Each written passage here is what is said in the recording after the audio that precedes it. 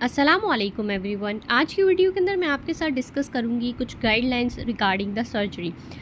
जैसा कि आपको पता है कि ये आपका फाइनल ईयर का सब्जेक्ट है, तो ये आपके लिए बहुत इंपॉर्टेंट है क्योंकि आपके दो मेजर सब्जेक्ट होते हैं बेसिकली फाइनल ईयर के अंदर, एक मेडिसिन और एक सर्जरी। तो सर्जरी आपको जैसे कि पता है कि आपकी सर्जरी 1 होती है एंड सर्जरी 2 होती है। तो जल्दी से हम देखते हैं आपके टॉपिक्स क्या होते हैं। तो फर्दर जो आपका सर्जरी 1 आता है उसके अंदर आपका अब सर्जिकल अनाटमी है, उसके बाद आपके टिश्यू रिपेयर आ जाता है, न्यूट्रिशन है, फ्लूइड इलेक्ट्रोलाइट बैलेंस है, आपके पास शॉक का आ जाता है, ठीक है। साथ ही आपके पास एनेस्थीसिया, पेन मैनेजमेंट है, यानी आपके पास सारी जनरल चीज़ें होंगी। साथ ही आपके पास वेस्कुलर डिसऑर्डर है, skin subcutaneous tissue and burn है, आपके पास ऑन्कोलॉजी है एंड रेडियोलॉजी है।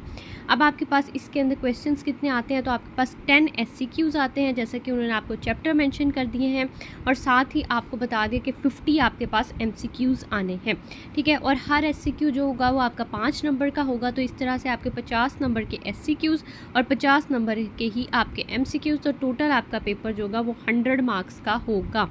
फर्दर हम देखते हैं जी आपका सर्जरी 2 का पेपर। तो सर्जरी 2 के अंदर क्या क्या आता है, आपका लोअर GIT है, आपका अपर है, देन आपके पास यूरोजेनाटल, मस्कुलोस्केलेटन, थॉरेक्स है, हार्ट, ग्रेट वेसल्स है, हाई हेड एंड नेक है, ब्रेस्ट है एंड न्यूरो सर्जरी है।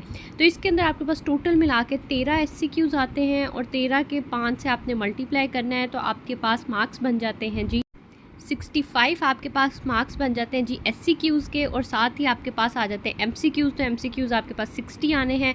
तो इस तरह से टोटल जो आपके पास होता है वो आपके पास बन जाता है जी 125 मार्क्स का total for your surgery 2 paper. Again मैं आपको बता देती हूँ कि आपका जो सर्जरी 1 का पेपर है उसके अंदर 50 MCQs हैं और 50 नंबर के आपके SCQs हैं, जो 10 SCQ ईच मार्क्स जो है वो 5 होते हैं। इस तरह से टोटल जो आपके पास 100 मार्क्स का रिटर्न पेपर बनता है। इसी तरह सर्जरी 2 देखें तो आपके पास 60 मार्क्स के MCQs हैं, और आपके पास 13 SCQ हैं जो आपके पास 5 नंबर का हर SCQ होता है, और इस तरह से टोटल आपका 125 का बन जाता है।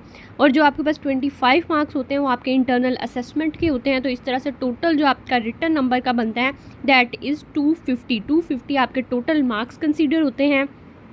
फर्दर आपकी ऑस्पी और वाइवा का भी हम पैटर्न देख लेते हैं। तो जो आपकी ऑस्की होती है उसके अंदर 9 आपके स्टैटिक स्टेशंस हैं और 2 आपके इंटरेक्टिव होते हैं, और हर आपका जो स्टेशन होता है उसके 5 नंबर होते हैं। तो इस तरह से आपके पास 55 मार्क्स बनते हैं जी आपके स्टेशंस के। और आपके पास 2 शॉर्ट केसेस होते हैं जो आपके पास 25-25 नंबर के होते हैं। तो इस तरह आपके पास 50-50 नंबर के होते हैं। तो इस तरह से 100 नंबर के आपके पास शॉर्ट केसेस बनते हैं, और एक ही आपके पास लॉन्ग केस होता है जो आपके पास 70 नंबर का होता है। और फर्दर आपके पास 25 नंबर की इंटरनल असेसमेंट होती है, और इस तरह से 250 नंबर जो हैं वो आपके ऑस्की और वाइवा के बनते हैं। और इस तरह से आपके पास 250 का रिटर्न और 250 का आपका वाइवा ऑस्की मिला के 500 नंबर टोटल आपके बनते हैं फॉर द सर्जरी का पेपर। अब मैं आपको फर्दर सर्जरी 1 और सर्जरी 2 को डिफ्रेंशिएट करके बताऊंगी आपके बुक के चैप्टर से। फर्स्ट ऑफ ऑल हम देख लेते हैं जी आपका सर्जरी 1 के कौन कौन से टॉपिक्स हैं। तो जो मैंने आपके येलो से हाईलाइट किए हैं टॉपिक्स, जैसे कि आपके पास रेडियोलॉजी है, आपके पास एसेप्टिक टेक्निक्स है, एनेस्थीसिया का टॉपिक है, फर्दर आपके पास सर्जिकल न्यूट्रिशन है, प्रिंसिपल ऑफ ऑन्कोलॉजी है, सर्जिकल इन्फेक्शंस हैं एंड सर्जिकल अनाटमी है। तो ये आपके मोस्ट इंपॉर्टेंट टॉपिक्स हैं 6, और इन 6 के 6 चैप्टर्स में से आपके 6 SCQs आने हैं, यानी ये आपके मेजर टॉपिक्स हैं। सबसे पहले आपने इन 6 टॉपिक्स को तैयार करना है। फर्दर जो मैंने आपके ब्लू से हाईलाइट किए हैं, यानी आपका स्किन लीजन है, सिस्ट है, आपकी बर्न इंजरीज है, तो इन तीनों में से मिला के आपका एक SCQ आना है। फर्दर आपका आर्टरी, वीनस और लिम्फेटिक डिसऑर्डर में से मिला के एक SCQ आना है। तो ये आपके 2 SCQ यहाँ से हो जाएंगे। फर्दर जो मैंने ग्रीन से हाईलाइट किए हैं आपका फ्लूइड और ये आपके शॉक वाले चैप्टर में से, ब्लड ट्रांसफ्यूजन में से, तो एक SCQ आपका इधर से आना है।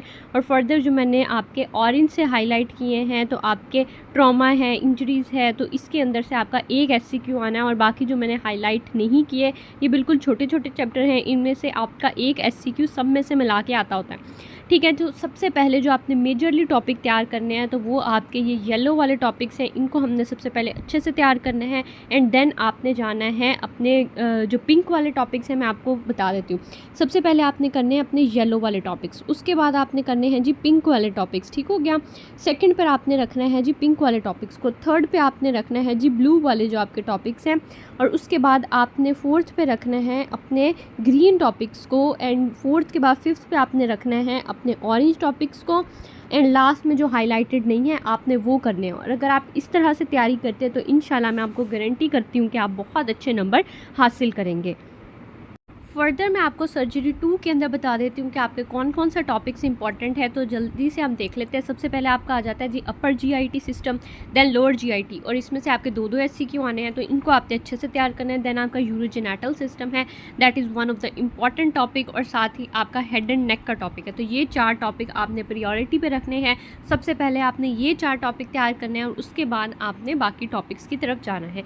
तो ये थी आपकी बेसिक सी गाइड सारी सर्जरी के कि किस तरह से आपने अपनी सर्जरी को तैयार करना है। फर्दर मैं आपको टॉपिक वाइज भी गाइड करूंगी कि आपने किस तरह से अपने सर्जरी के टॉपिक्स को तैयार करना है। That is all from my side. अगर आप चैनल पर नहीं हैं तो जल्दी से चैनल को सब्सक्राइब कर दें।